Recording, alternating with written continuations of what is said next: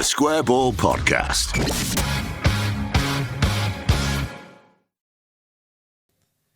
Hello there and welcome to the show. It's brought to you in association with Levi Solicitors, who will offer you a 10% discount on your legal fees at levisolicitors.co.uk/the square ball. Still no Michael, but Rob, if you want to say the words, you can say the words. Is it wills, probate and conveyancing? The big three. My friend actually recently told me that Michael needs to get a tattoo on his wrists of each one so he can do a Pablo Hernandez when he says it. Very good. Moscow's here as well. We should say, if you want to sponsor the Phil Hay podcasts, because Levi's are doing these ones now. We still love Levi's.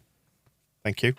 But it means that a sponsorship opportunity has come up for the Phil podcasts Monday and Friday, twice a week. Big show. Get in touch with us, hello@thesquareball.net, if you want your company to be to get the same treatment as Levi's, who love what we do, I believe. So, I mean, I'm going to have to get a new tattoo. Michael will. Well, Michael, yeah. Yeah, get this one on his... You haven't seen the one on the back. On his face. Yeah, 10% discount on your legal fees. levisolicitors.co.uk/the square ball. Wills, probate, conveyancing, and stuff for your business and for you as well.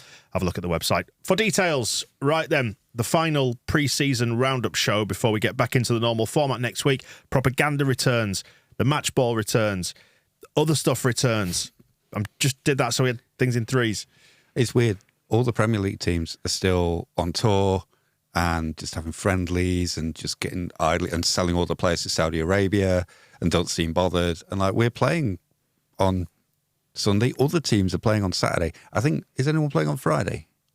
I don't dare look. This is how little I feel prepared for the Champo. I mean, this is our preparation level anyway. I'm dialing up FOTMob.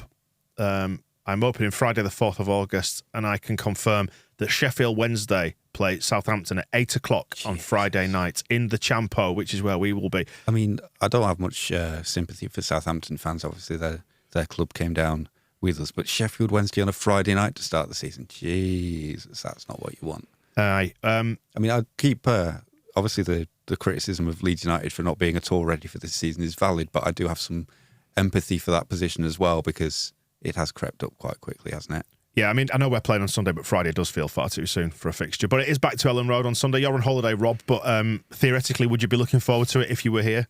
I actually am, and I'm... Given the cynicism that has been rampant on this show for the last two shows with you two miserable bastards. This is what we wanted. We wanted the proper stuff to start, the authentic stuff like the Championship. Bugger the Premier League, it's rubbish. But yeah, I like watching Leeds United play. I like watching people like Luis Sinisterra score loads of goals.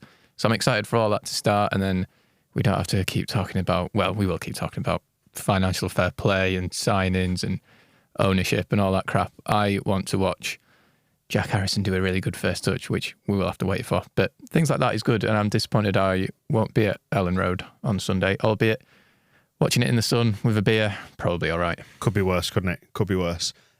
Yeah, we're going to preview the Cardiff game. Need to absolutely lock this one in, but Phil will be back from his holidays on Saturday.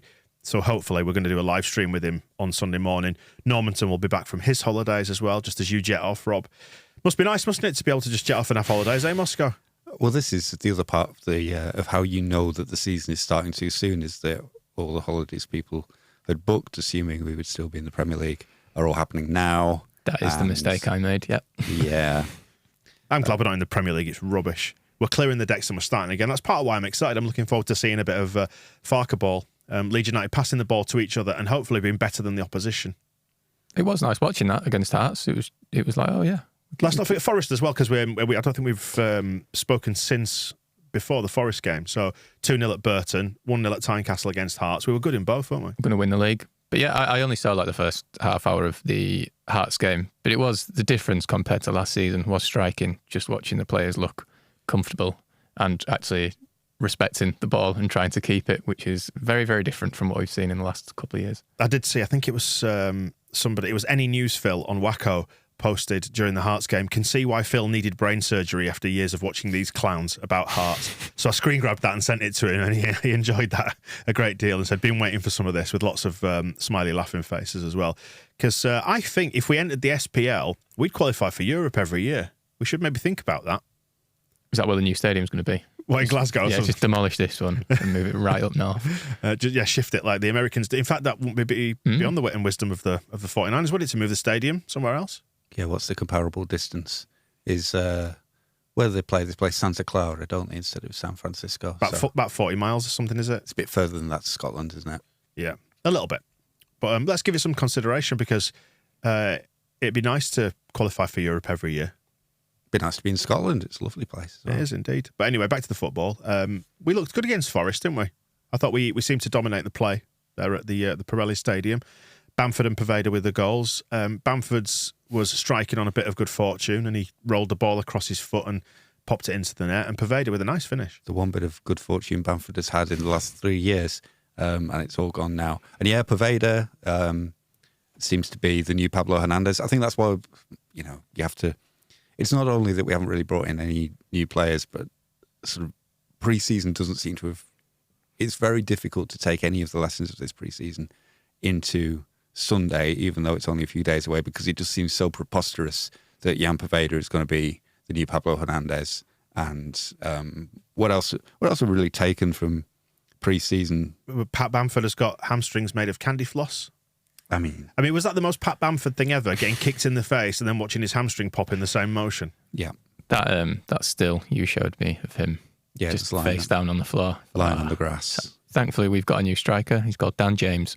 Yeah, we're gradually, and especially because he'd come on earlier in the game because Wi-Fi had injured his ribs or whatever, old router had to go off. Wi-Fi. So, dear me, it's just typical. You're still thinking about the joke there, aren't you? It's bad news. Like when you do see Pat just lying in the grass like that, it's impossible not to just feel bad for the fella, because if he didn't have any luck, well, all the luck he has is bad. So no, and obviously he got all the grief for his celebration at Burton, which was directed towards the Forest fans. I think it seemed. I don't know, because they've been giving him lots of stick because he started out at the Forest Academy. He got poached by Chelsea and went off there. They've been giving him lots of stick, so I think it was directed at the Forest fans, not Leeds fans. But even it's a pre-season friendly. I don't know what the wisdom of just doing any sort of celebration in a pre-season friendly just seems like Luke Ayling, when he scored, he didn't run and do the cartwheel because it's a pre-season friendly and it's, Wouldn't it be funny, in your opinion, to see them properly going mad in a pre-season friendly, going absolutely batshit mental? Well, it would. I would have liked to see Bamford actually hurdle the holdings and clatter a few. Cantonara. I mean, the goal was that good. He should have been allowed to, quite frankly, when you sit a keeper on his arse like that. But I almost quite liked the celebration because I like bitchy Pat Bamford. I feel like that's what we had in the promotion season a little bit, where he was just a little bit snarky. You think, maybe that's what he needs. But then, a few days later and it's back to the Pat Bamford of the last 2 years where he's just broken again. Yeah, it is getting bad for him because I was thinking about this already at the end of last season about when was the last time Pat had just a good week, because the goals he scored at the end of last season were all in desperate moments, so we couldn't celebrate any of those. And I was counting back through as to when he could actually celebrate a goal. And there was the Brentford one when he equalised in the last minute, but he pulled his hamstring while celebrating it. So even that was not a good time for him.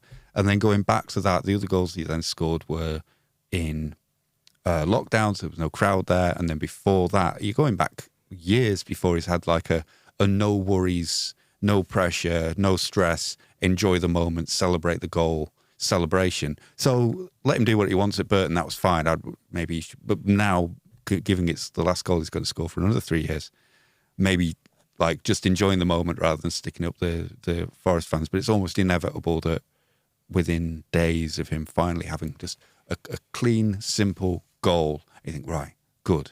Bamford's back. Bamford's bitchy. Bamford's scoring goals. And then 3 days later, Bamford's broken again.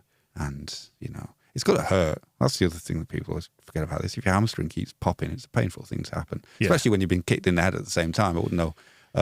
What would you hold? Yeah, what I want to be treated first. But, and then sitting on a coach all the way back to Leeds. Can't do your legs any good. Surely they flew in this modern age. No, Farker was saying it was another long coach journey. I think they might have been... Train journey now, surely no? No. That A1 between Edinburgh and Newcastle's a right pain in the arse. I think Farker, he was adamant it was a coach.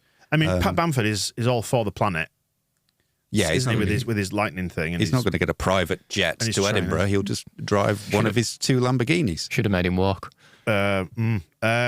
To the game itself, though, I mean, we were good, weren't we, against Hearts? It's hard to, like you say, take too much from a pre-season friendly, but just encouraging things like passing the ball to each other. With every passing moment of pre-season, and it's almost funnier because we haven't really added to the squad all that much. I mean, Ampadu's been fairly central to it all, but with every passing moment, I've got more and more angry at the decision to put Jesse Marsch in 12 months ago. Well, prior to 12 months ago, actually, a long time ago now. And I thought, why? What was it that you saw or you thought was going to happen versus what we're seeing now? I don't know, it seems to be a mounting body of evidence that was an absolutely appalling decision if you didn't already think that in the first place. Liam Cooper's comments afterwards were very telling in that he was saying when Farke first came in, the standards in the training were just way off because he was asking them to pass the ball to each other and they just didn't know how to do it anymore, basically. And he was saying that was one of our strengths. And also he mentioned the fitness, saying, it's no secret we just weren't fit enough last year. And you just think... Does it make you feel like that the die was cast in terms of relegation almost last summer because they weren't fit enough, they didn't know how to pass to each other, and when it came down to the actual games, we were conceding goals late on, we just didn't look fit, did we, a lot of the time? Do you remember seeing like the opposition cantering through and you think, why aren't our players getting back? And they just didn't have the fitness in their legs. And Mark Rocker going off after an hour every game.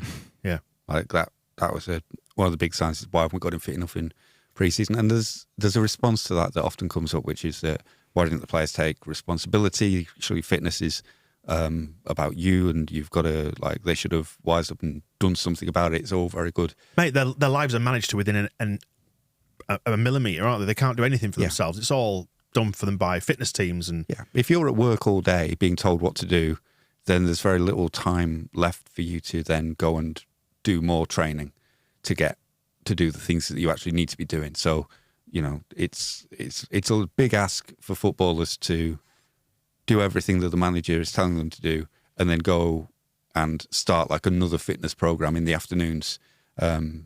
Because, I mean, for one thing, they're just overloaded and they probably just all get injured that way.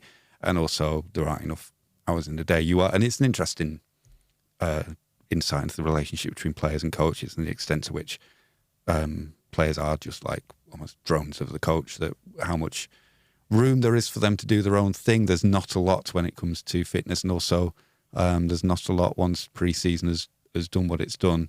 It's always, you're just not going to get to another level by just, I don't know what you do, go for a jog in the afternoon or something. It's not practical. If you were doing excessive amounts of running on top of what you were being instructed to do in the at the club, they'd be saying to you, why are you doing this? You're in danger of knackering up your fitness, whatever they believe your fitness to be. Anyway, but yeah, the point stands. It was shit last season. I didn't like it. And this lends more weight to the idea that Farke is light years ahead. But, the proof will always be, of course, in the game. I'm trying to I can't find it now, but there was some of the stuff I was reading about Farke when he was coming in made him sound like exactly the manager we wanted when Bielsa was sacked, because the lead up to Bielsa getting sacked was everybody was getting worried about, we like the way we play, we like how much we attack, we like having the ball, we just want some structure in defence, or a different structure in defence. And that's basically what Farke is. It's all dominate possession, but I remember... Bielsa with love was the quote, wasn't it? Like, he's hammering them for fitness, double sessions every day, and he does double sessions during the season as well, but he'll give them the day off rather than bringing them in the day after. They'll give them the day off rather than bringing them in again to do double sessions. It was him describing how he was going to be at Borussia Dortmund, Borussia Mönchengladbach, which did not turn out the way it was going to be. And I found a bit as like a loaded text, but it was basically that the way I play is dominating the ball, but making sure that we're ready to defend when we lose the ball. In fact, I found it, so this is good. Keep talking and I eventually get there. The better you are in possession, the better your possession, then the more likely you are to have a solid defence, because when you have 78% possession, providing you're not scoring your own goals, then you shouldn't concede. That's a fact. Fact, he says. Then you also have more energy, power and concentration to focus on defending off the ball. We also want to work on being a bit more dominant on the ball and having good structure in possession, or being prepared for the moments when you have to defend. I think that was the crucial bit. That's what we wanted. The moments of transition. At the end of Bielsa is for us to be more prepared for when we have to defend. Yeah. And we didn't concede any goals to Forest or Hearts. So that's... Luke Ayling mentioned that, actually, didn't he, in his interview after, was it the Hearts game? It must have been, of course, because it was the second clean sheet. It's like, how long is it since we've had 2 clean sheets on the bounce? Even though the pre-season friendlies, psychologically, what that does for the defence is huge. and you wonder how much more confident they are off the back of that. I think that's why it's encouraging as well, because a lot of the talk from Farke is this is going to take a bit of time, kind of see you at the start of September. But it's been a really short pre-season.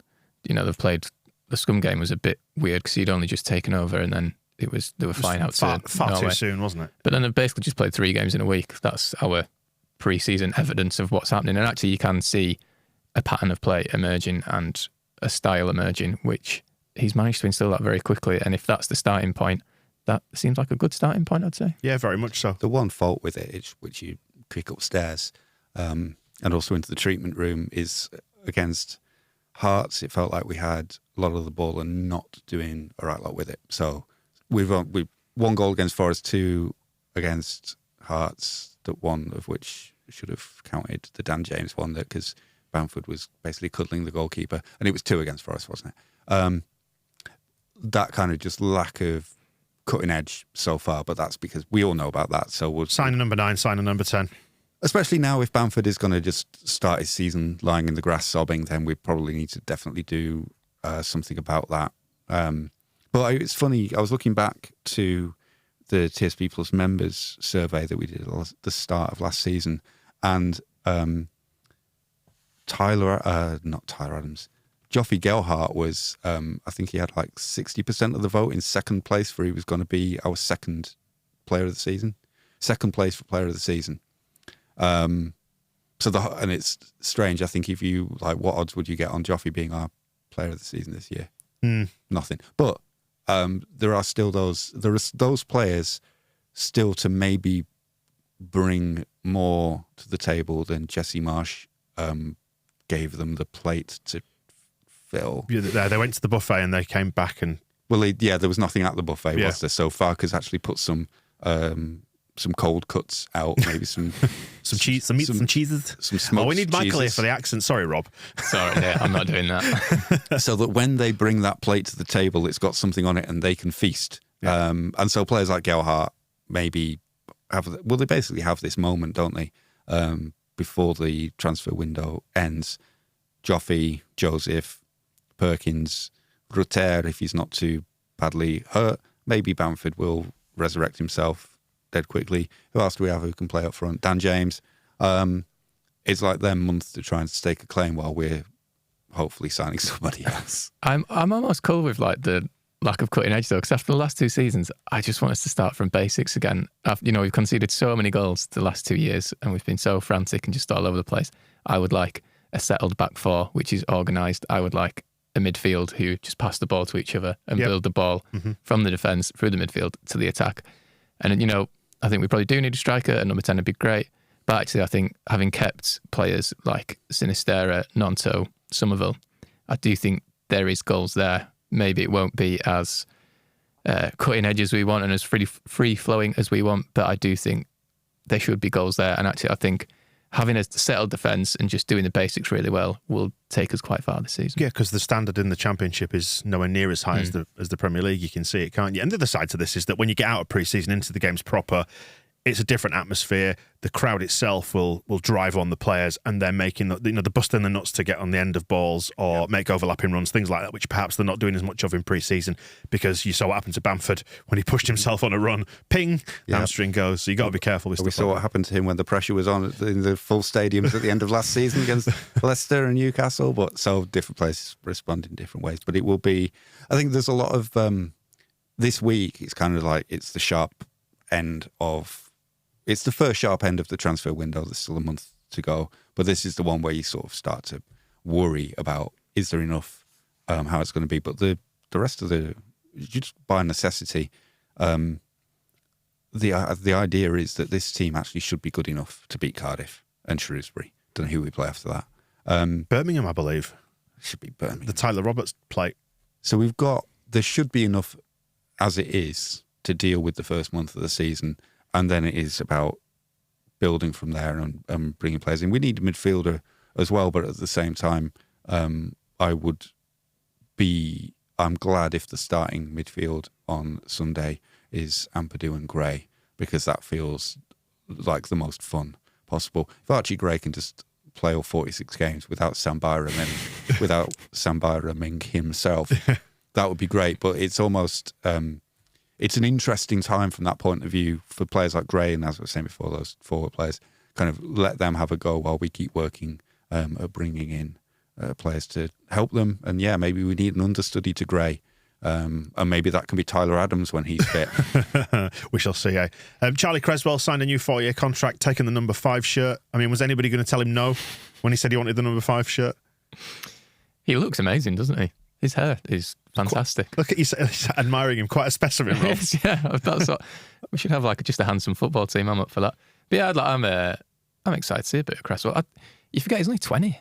Like, I feel like there's a lot of pressure on him this season, and you think, well, it's fine. Like, if he just plays 20 games or whatever. But we said before that he does carry himself with the surety of a middle-aged man. You know, he just does not give a shit. But yeah, I don't know whether he'll start at the weekend, but yeah, a bit more Charlie Cresswell will be good. Yeah, definitely. Yeah, I'd hope for more from him because Somerville getting 10 last summer. It still doesn't sit quite right with me, that. With the thing, and that never quite worked out. I suppose he had some injuries and some birthdays and things going on last season, and some good goals when he was keeping Jesse Marsh in a job. So thank you for that as well. But yeah, 5 is a interesting choice, good choice, and again a little bit like Archie Gray.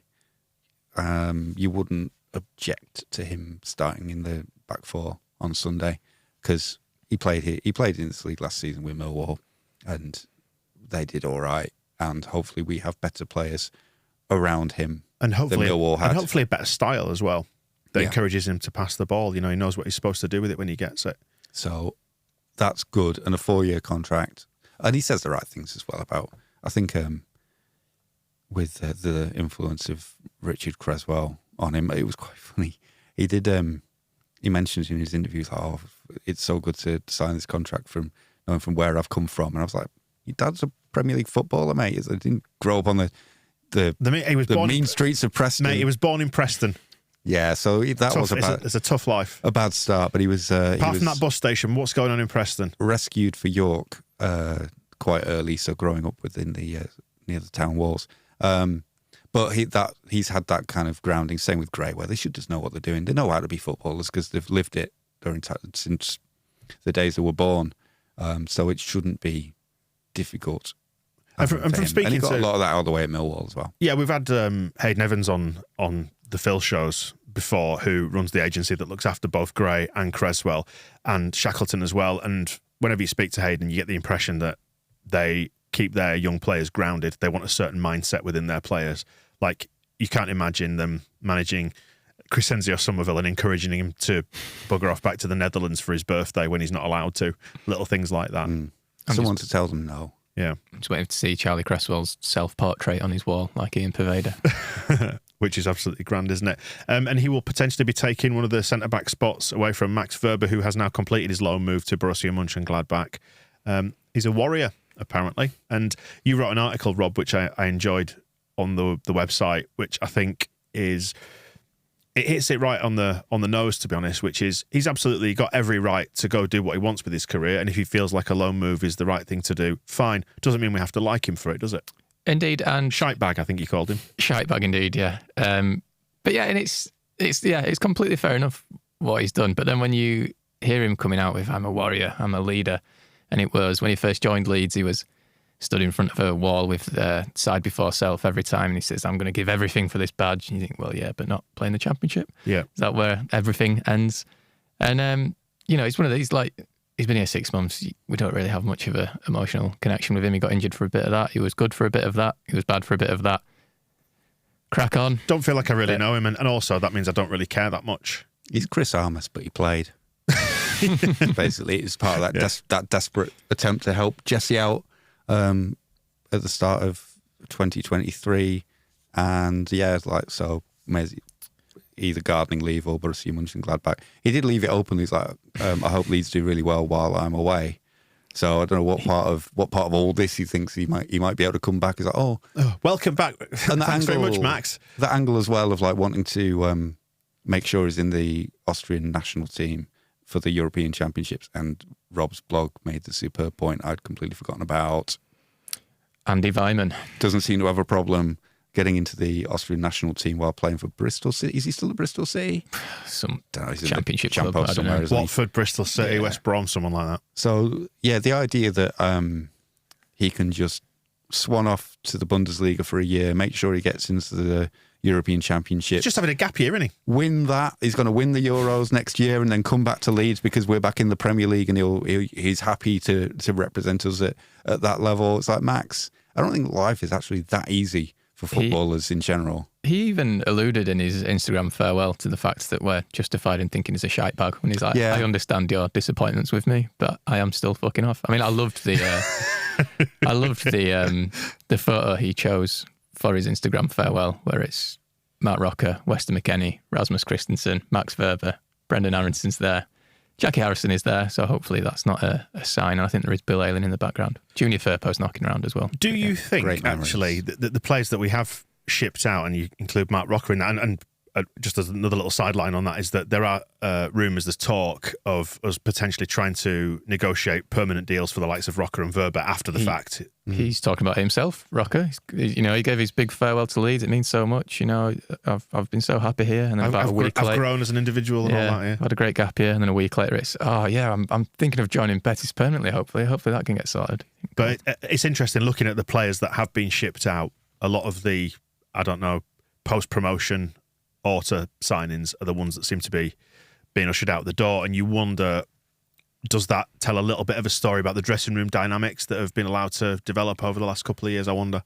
Maybe. I mean, it was after the Hearts game where it was Cooper's quote, which he said after the Spurs game, if you don't want to be here, then fuck off, came out.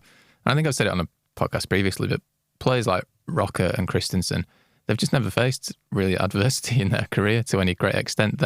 Their adversity has been going to teams like Bayern Munich and Ajax and sitting on the bench, and in Rocker's case, practicing yoga and meditation and stuff and just collecting winners' medals. And you think, well, that's not really what being a footballer is about. But I think you get a certain reputation, and it kind of is, really. Like you just get sent around Europe, live in nice places, play for quite big clubs, play in the Europa League, and you don't really get judged on you're not judging yourself on your success almost. Like I compared it last season to when Rocker was talking about being at Bayern Munich, and he was like, oh yeah, I just couldn't get in the team. And he's like, but they had really good players, so I was never going to get a game.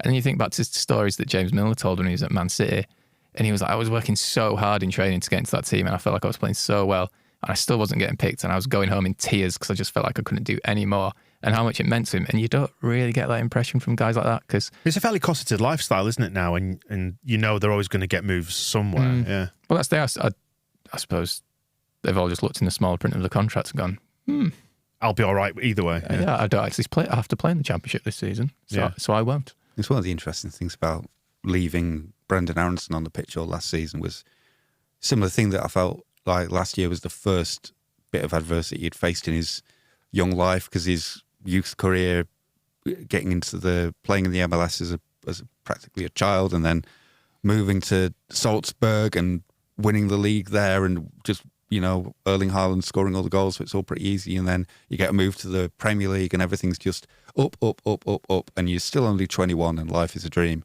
And then suddenly you come back from, and then you're at the World Cup. Everything was going very smoothly for him, and then suddenly, like I think last season was maybe the first time he was in a situation where he's losing every week. And there's two parts of that. Is one, why would you leave a 21-year-old just on the pitch in that situation when you've got perhaps Matches Click, who could have helped him out and helped us out, but that bridge had been burnt by the coach before we got to that point. And then he just had to get through. And I don't think Aronson fits quite into that category of someone who, he didn't seem to like that by all accounts and by all appearances. I think his inability to solve the problem frustrated him, and is maybe something that he then works on in Berlin, along with his physicality, as they have noticed. Yeah, the director of football at Union Berlin pointed this out, didn't he? Said he needs to work on his physicality. Yeah, the anti-American bias shining through again for all those USMNT weirdos who will jump on this. But it's all It's not fair, man. It's all...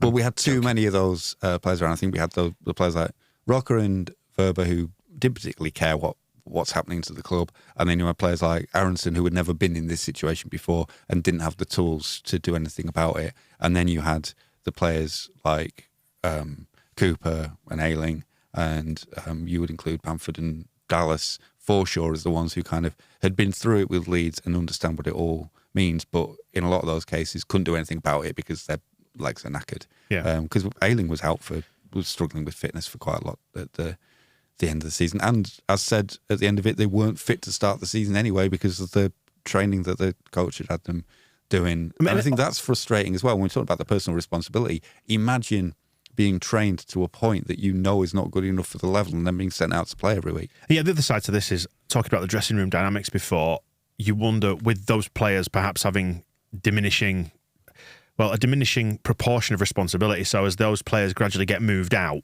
of the dressing room dynamic and they get replaced by newer players, it's a dwindling number. So the influence of that group, the leadership group, becomes less and less. And if their bodies are failing them or they're not doing it right on the pitch, you wonder what knock-on effect that has onto the rest of the squad who maybe don't respect them as much. And you wonder if maybe that's why all the new breed of players have been moved out.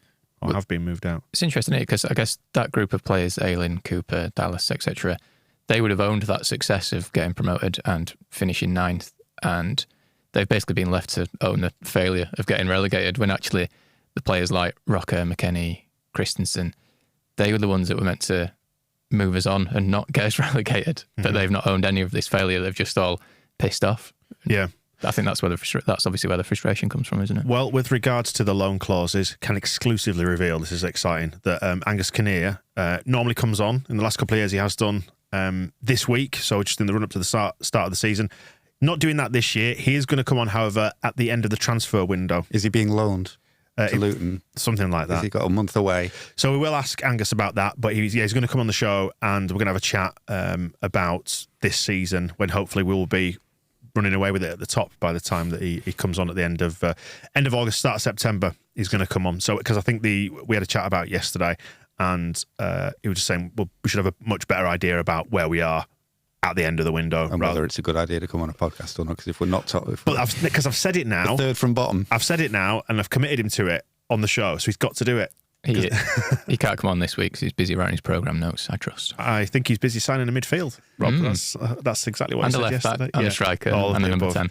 Yeah, so that does hopefully show that there's still more business to be done in the transfer window. Or he might just like sitting with his feet up for the next month. I believe that's also what he's definitely doing. One of the, if he's pushing it down the lines, like, I can't be bothered doing that. I can't be bothered signing anybody, and I can't be bothered going on the podcast. I'd rather just go watch Luton in the Premier League. Yeah, it's funny. I will come back to it. Are we going to talk about Cardiff in a bit? Yeah, well, I'll do it then. I was going to segue into talking about transfer rumours then, and we've been linked to Brandon Williams, who's no, thank you, the Scum left back, Scum face. Yeah, Scum life. He's a big Scum fan. He's got Scum face. And he's a right little scum bastard, but not in the same way as Dan James is a little scum bastard that we love. He's got such a scum face. We can't sign him. No. That's it. You just take one look at him and think, no. No, you're no Danny Pugh. You know Cameron Borthwick Jackson. Well, he's a bit Cameron Borthwick Jackson, I think, given some of his history, and sort of got a few games for Scum when they had a few injuries. It seems like he's got a little bit carried away with that. I think, Moscow, you wrote the Daily email yesterday, which had what he's been getting up to in the last year. Well, it's just, I followed a link to see about the news because he'd been blaming a goal on their reserve goalie in a friendly, and then it's one of these websites where you scroll down, it just gives you another what's he called, Brandon Williams story, and none of them were good. I went down to, he was spotted inhaling laughing gas from a balloon in a Mercedes. And oh no, what was his other one? Oh yeah, passionately, vehemently defending Harry Maguire of all people. And like, if you're going to defend a player, and I mean that's when you know he's absolute scum through and through. If you're defending Harry Maguire, don't have a go at Harry Maguire. He's terrible. So welcome, Brandon Williams. Yeah, lovely to have you for a year. Is he with the first team, or is he still in the under-21s?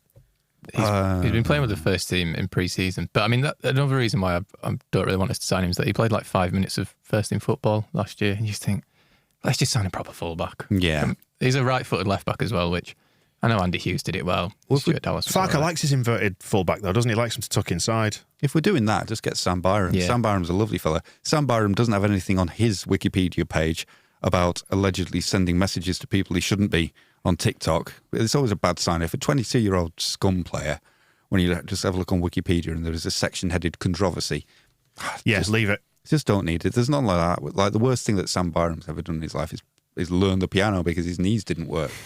Is that true?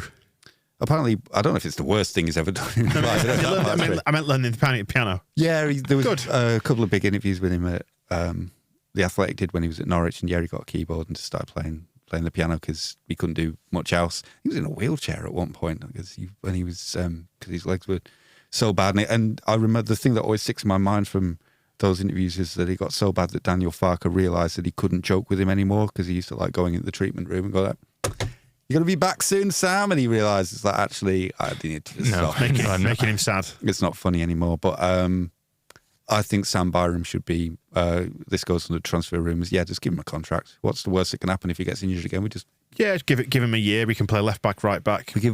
Football clubs give money to such arseholes. I mean, that's the other thing about this Brandon Williams character is apparently he's on 65 grand a week.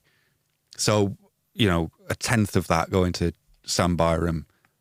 Is still, many thousands of pounds more than I get a week, but fine. In the crazy world of football, I don't think it's a particular problem. And if you go back through history, when the whole problem with Byram leaving was because Massimo Cellino tried giving him a new contract with a pay cut. So we probably do actually owe Sam Byram some back pay, whether he can play this season or not. We need to settle up what Cellino. That reminds me, we need to talk about Rob. Him. We need to talk about Rob's contract, don't we? Well, do you know what? You're a day late. Yesterday you could have got rid of me for free. Because you can get rid of somebody with any time within the first 2 years, can't you? So is that 2 years now? So now I'm a drain on your resources. We have to go through the full HR to manage him out now. I think that's just Oddie having a word. Isn't it? Can you play the piano? I can't know. Ah, well. Yeah, Time to learn. Sam Byram, just give him a contract. Seems like a nice guy. And we haven't got anyone else to play left back, have we? What I was going to say was, though, with Sam Byram and the things that they're looking to do, and I know we've only had a couple of players come in the form of Darlow and Ampadu, but it feels like they're trying to, and the way Farker's talking is where I'm mainly drawing this from, is trying to build a squad that can sustain across the whole season. I mean, the next few weeks will be the proof of that, I guess, either way, but... I like the idea of having more than one person for a position, or in some cases, as we have had in the last couple of years, nobody. Yeah. I mean, that's the situation at left back is that there's Hjelde. Who else? Who's a bit of a centre back yes. as well. I mean, Junior Firpo technically, but I don't count him. He's got his pre-season injury again, so that's not going to work. So there isn't really anybody else. We've never even had one in the under-21s. Who was playing left back for the under-21s? It was that right winger, wasn't it? Charlie Allen, yes. Chris Moore's played there. He's a centre half. Seb Carroll's son has played there, who I think is a winger. The year before that, it was Liam McCarron, who's a winger. It's mad, isn't it, given how many left-footed players we've signed in the last couple of years, which is a high proportion, I would argue, that we never actually got a left-back properly. It's the same as, and this will lead into Darlow eventually, but with the goalkeeping situation, when you look back through the goalkeepers that we had through Victor Orta's time here, who was the reserve when Bailey Peacock-Farrell was actually our goalkeeper? Who was on the bench? Will Huffer. Will Huffer, of course, because he played, didn't he? Yes. So we had a 19-year-old backed up by a 17-year-old, and then we moved on from Peacock Farrell to we got Casilla in place of him. So yes, he was nice to get that good experience, European Cup winners medals, an older gentleman, and then we just went back to Ilan Melier with Christopher Klaassen and Danny. There's not a goalkeeper over 22 in the building, and. Are you saying having grown-ups around is a good thing? Well, maybe, but it's just more in retrospect. And in fact, we flagged it up at the time. We always knew this was happening. It was always kind of fascinating about Victor Orta. We'll not have a goalkeeper over the age of 22 unless he's won the Champions League with Real Madrid. And we'll not have a left-back. There's the two things that will not happen. And there was always the little bit of... what's his new season roulette going to be like when we go into a season without any midfielders? It's that's this year's experiment.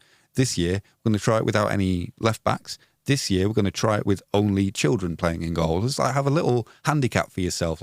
See how it is for your golf. I'm going to play off this time. I'm going to play left-handed instead of right-handed. Yeah, all that stuff. And so we don't have any left backs. And Sam Byram is probably not, because of his fitness record, the left back that we want to rely on for 46 games. But assuming we get another left back at some point from somewhere, if the backup to them is Sam Byram, that's a good left back. So bring him home. All I was going to say about Darlow specifically was great fee, 400 grand. Can't argue with that. And it's Mark Beanie. Isn't it? I think we paid 350 grand for him in 1992. And he's got remarkable teeth. Very, very, very pleasing gnashes. 93 before somebody picks me up on that. Yeah. But yeah, good solid addition to the squad. We will do the full preview of Cardiff with Phil because he's gonna have the previews this year. We're stripping him out of the weekly show because our research is so bad. We just look at whoscored.com and repeat what they've said. But we'll get genuine footballing insight from Phil. He's not watched Cardiff. Well, he's been on holiday. So well, exactly. He's going to know nothing more about Cardiff than all right, we do. He can sound more convincing about Cardiff than maybe we do. Yeah, he's got that. He speaks well, Phil, doesn't he? Yeah. But it's very persuasive. We'll just round up the show by having a quick chat about it if you fancy, and how you feel like it's potentially going to go, this one. We'll beat them. Cardiff are interesting. They are under a transfer embargo. Isn't it? Yeah. They've signed more players than we have. That's down to Emiliano Sala and the fact that they've not paid the instalments for him, isn't it? They're allowed to sign free transfers, but nobody that attracts a fee. Yeah, I just find it hilarious. I can just see Moscow looking at the Wikipedia page for Cardiff here. I've got it open right now. 24. They did leave. They've allowed Connor Wickham to leave. So if we do need... He played for Cardiff? Yeah. God, I've been paying no attention to the Championship whatsoever. If he does need... he played 12 games and scored 1 goal. So if we do need somebody up front, he knows the club. So we can bring Connor Wickham home. We can get him back on long throws. That's what we did last time, wasn't it? There was a little bit of a preview on the BBC. So their manager, Errol Balut, is their new manager. And he said, generally, our pre-season games that we played, they were good. The games in Portugal, I was very satisfied. We lost the games. But in general, what I want to see from the team, I saw it. So that's good. So what he wants to see from the team in general is losing in Portugal. So they're on track for that. So if we can maybe go a bit Wolves and put some Portuguese flags up, maybe wear a red and green kit and make it feel like Portugal again. And they just can't win there. So that's good. So we were talking about moving Leeds into the Scottish League. Cardiff should definitely not leave the English League, where they're lucky to be playing. And go to the Please Portuguese leave your thoughts League. on that in the comments. And that's all we know about the visitors from over the border. I'm looking forward to this. I mean, we'll chat about this with Phil, but I'm feeling confident going into the start of the season. I know people are a bit anxious about the lack of transfer activity, but like you said, Rob, I think we've got plenty of attacking spunk in us. So it'll be interesting to see how we Were those your exact words, Rob? inflict that on Cardiff. I meant spunk in the non-body fluid sense. Yes, let's spunk all over Cardiff. I've probably got to the stage of pre-season now where I've convinced myself we're going to win the league, which is nice. Well, and this is the time to do it. This is the time of great optimism and positivity. You can never be more optimistic than you are going into the start of a season because there's no data to base it on. I know I'm a complete fool. We're going to lose in the playoffs, but fair enough. It's fine. You just feel a little underprepared, and this is where I was going to before. I noticed that tonight, as we record, it's Wednesday, the 2nd of August. Tonight, there is a friendly between Wolves and Luton Town. Like, they're both in the Premier League, and yet they're playing a friendly against each other. And we did that last year with Villa and Palace, didn't we? So we did, and it made me feel they broke Archie Gray. We needed that was a tour in Australia, though. This is just happening, just seems to be happening for the sake of it, like a practice. And it did make me wonder if this week, maybe because the pre-season has been so short and everything's come around so quickly, we should have just asked Cardiff if they wanted to have a practice match. So play a pre-season friendly maybe tonight, and then play the actual game itself on Sunday. Yeah. So we both know a little bit more about what we're getting into, help each other out. It's like, Cardiff, do you know what you're doing on Sunday? It's like, no, not really. Well, should we give it a rehearsal rather than... It's like a wedding rehearsal, isn't it, for your big day? Exactly. So we all go through it once and just see everybody knows where to stand and what to say, who to kiss, and then do that again on Sunday. Sounds like a great plan. We will be back previewing, hopefully, need to get Phil's agreement to this, but he's sort of agreed to it in theory. But we'll be back on Sunday morning of the game to have a preview of that and the season. And he'd better have some intelligent insights into what Cardiff City have to offer. I want a player-by-player breakdown of the entire squad. I want minute by minute from their pre-season friendlies. I've already told you they lost some games in Portugal, so that's the baseline that he's got to justify himself. I like how this has become about Phil. Well, yeah, I mean, people are going to be tuning in to find out whether we're going to beat Cardiff or not, and he needs to deliver on that. So he'd better be interesting and right. So we will be analysing the game afterwards as well, the match ball on Sunday, which will be fun. Enjoy your holiday, Rob. Thank you very much. I might even tune in. Yeah, expect your resignation letter before you go. We'll be back here with preview with Phil. Angus Kinnear, after the transfer window has closed. Look forward to that one, and we'll see you soon. The Square Ball Podcast.